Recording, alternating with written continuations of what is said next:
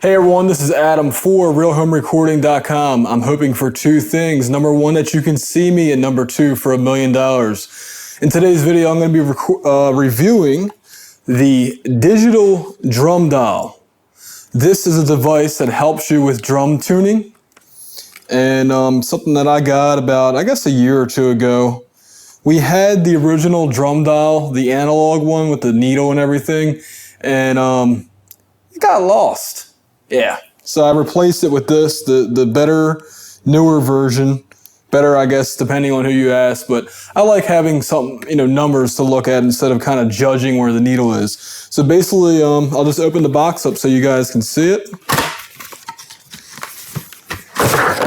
So as opposed to the old DrumDial, I don't know about the newer one, the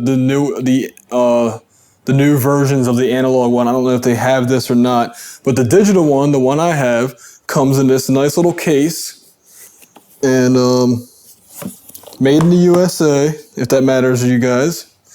So it's a padded case. It comes with tuning suggestions on this little chart,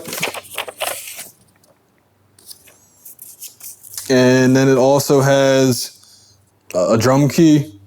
It has this, which is very important to keeping the distance the same on each lug when you use this thing. And then the DrumDial itself, which is pretty damn heavy, believe it or not. It probably weighs a good 5 pounds, which for something this small is damn heavy. And I'm gonna put this right back in the case because it's important that I don't mess the needle up on that thing. And then this thing also comes with a piece of glass so that you can calibrate the DrumDial on a flat surface. Now, I would suggest, if you don't already own one, to buy a level so that the surface that you put this glass on is also level when you go and calibrate this thing, because that's pretty much the most important step. What I like about this over the competitor device, which is called the the TuneBot. I'm sorry if I had the name wrong. The TuneBot basically uses pitch just like a guitar tuner would, but for your drums. Well, the problem with that, and I'll tell you what, for a studio device, the TuneBot is good. It's a really good device. And honestly, I would probably recommend it over the DrumDial just because it's more precise. You can dial it in perfectly. There's really no guessing like the DrumDial. It's not really guessing, but the DrumDial doesn't get you to nail the sound of a drum, and the TuneBot gives you a better approximation of that. The problem with it, and a lot of people forget this, or they don't even think about it. If you try to tune up in a noisy environment with the TuneBot, not going to happen. You need to have conditions where it's relatively quiet, like a studio. So if you were to take the TuneBot to a gig, good luck finding a quiet room, right? So the DrumDial beats it in that aspect alone.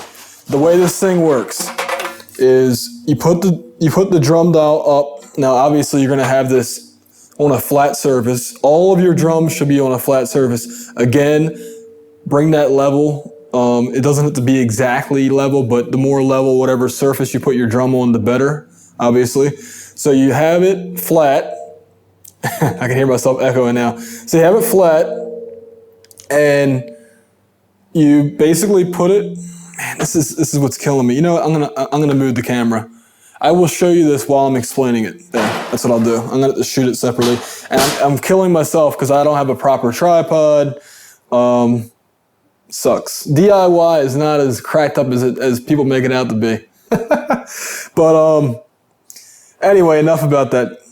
Okay, so here's what you do. You take this little device, this little piece of metal, and you clip it underneath here, like that. It snaps into place. And then what you do is you go along your drum, and you put the middle of this edge thing that says rim on it, right where the lug is. And this will show you numerically what your tuning is.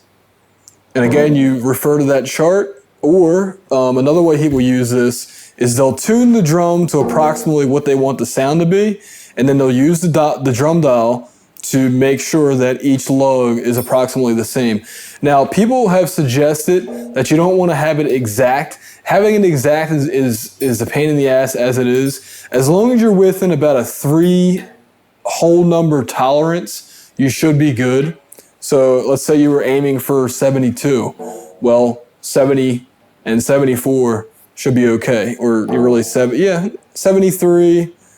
So, okay, 72, so 71, 73, approximately. And every other lug have it not exactly the same. People say that it's more organic that way because the old way of tuning, of course, is tuning by ear. So, tuning by ear, you're never going to have, scientifically the same exact tension.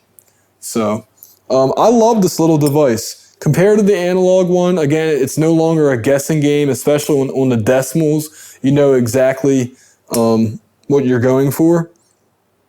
I tuned my drums up, even though they were old heads, and really I shouldn't have done that. But it definitely made them sound better. It's not going to make a cheap drum set sound like a $5,000 drum set, but it will help you get your drums in tune. And any help you can get is, you can't knock any help you can get, especially with modern devices. There's an app for that, right? Well, this is the app for drum tuning. I think these go for around $100. The analog version goes for like 50 or 60, but the digital one's 100. And it comes, like I said, it comes in this case. It comes with the piece of glass.